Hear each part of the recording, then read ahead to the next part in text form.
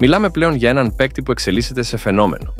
Ο Φώτης Ιωαννίδης πήρε όλο το ταλέντο που του χάρισε ο Θεός για τη θέση του φορ, το πάντρεψε με αμέτρητες εργατοώρες δουλειάς, υπό την καθοδήγηση, την υπομονή και την επιμονή του Ιβάν Γιοβάνοβιτς και παρέδωσε το εκρηκτικό μείγμα που απολαμβάνουν οι φίλοι του τριφυλιού και Σχάτος και της εθνικής ομάδας, με τρομερές βραδιές στα μάτς, με την Ολλανδία και τη Γαλλία, την περσινή σεζόν, αλλά και τα πρώτα φετινά μάτς στο Nations League με 3 γκολ σε 2 μάτς.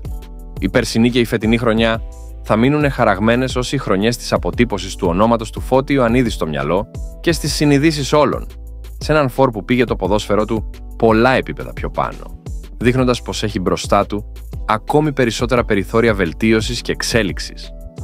Και ακόμη δεν έχει φτάσει το ταβάνι του ο 24χρονος επιθετικός που μεγαλώνει διαρκώς ποδοσφαιρικά.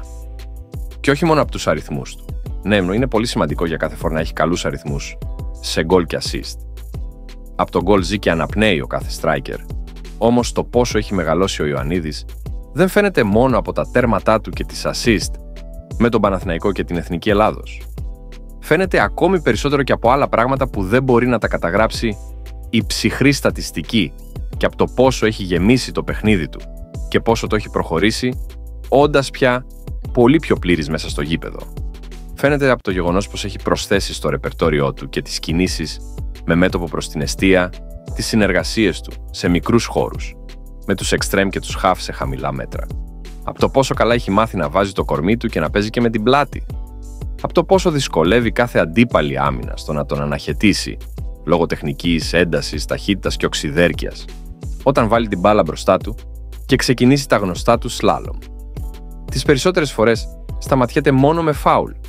Φαίνεται και από το πώς χτίζει κομμάτι-κομμάτι στην καθημερινότητά του στο κοροπή, αλλά και στους αγώνες την προσωπικότητά του και το ηγετικό προφίλ του, βγάζοντας πια έναν τρομερά δυναμικό χαρακτήρα, ξέχυλο από αυτοπεποίθηση και σιγουριά πως δεν υπάρχει κάτι που δεν γίνεται, όποιος κι αν είναι απέναντί του. Ακόμη και στην πιο δύσκολη περίοδο, είναι πηγή θετικής ενέργειας και ο πρώτος που θα παρακινήσει όλη την ομάδα να πολεμήσει. Είναι εκείνος που θα προσπαθήσει να ανεβάσει το ηθικό όλου του γκρουπ, να φτιάξει τα αποδυτήρια, να κάνει τους πάντες να αισθανθούν άνετα και να γίνουν γρήγορα κομμάτι όλου του συνόλου, όπως έκανε το περασμένο καλοκαίρι με κάθε νέο μεταγραφικό απόκτημα. Και πάνω απ' όλα, δεν φοβάται να πάρει την ευθύνη. Και αυτό και το έχεις, αλλά και το χτίζεις καθημερινά. Πώς ξεκίνησε όμως η καριέρα του Φώτη Ιωαννίδη? Ξεκίνησε την ποδοσφαιρική του σταδιοδρομία στον Ολυμπιακό Χαλκίδας, με τον οποίο αγωνίστηκε στα ερασιτεχνικά πρωταθλήματα της Εύβοιας. Το καλοκαίρι του 2016 αποκτήθηκε από τον Λεβαδιακό και εντάχθηκε στα τμήματα υποδομής και συγκεκριμένα στην ομάδα K17 του συλλόγου. Το καλοκαίρι του 2017 προωθήθηκε στην ανδρική ομάδα, υπογράφοντας το πρώτο του επαγγελματικό συμβόλαιο.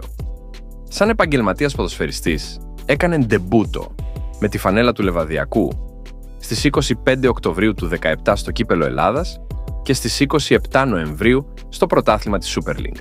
Στις 10 Δεκεμβρίου του 2018 σημείωσε το πρώτο του γκολ στο πρωτάθλημα σε μια εκτός έδρας ισοπαλία 1-1 με τον Πανιόνιο και αποτέλεσε τον δεύτερο κατά σειρά νεότερο σκόρερ στην ιστορία του συλλόγου στην κορυφαία κατηγορία.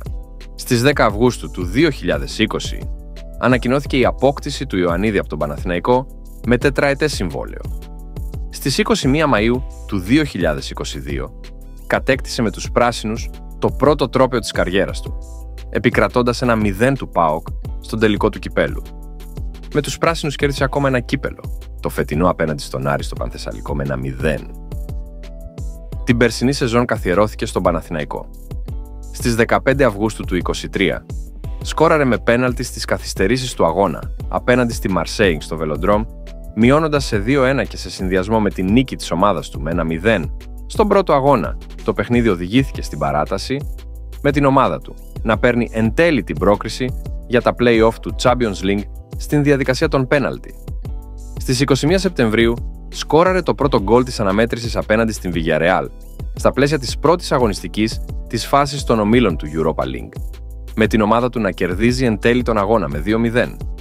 Συνολικά, ο Ιωαννίδης σκόραρε 7 γκολ σε 12 συμμετοχές σε όλες τις ευρωπαϊκές διοργανώσεις την περσινή σεζόν, τραβώντας τα βλέμματα πολλών ευρωπαϊκών συλλόγων. Τέλος, ο Ιωαννίδης έχει υπάρξει διεθνής με τις μικρές ομάδες της Εθνικής Ελλάδας K18, 19 και 21.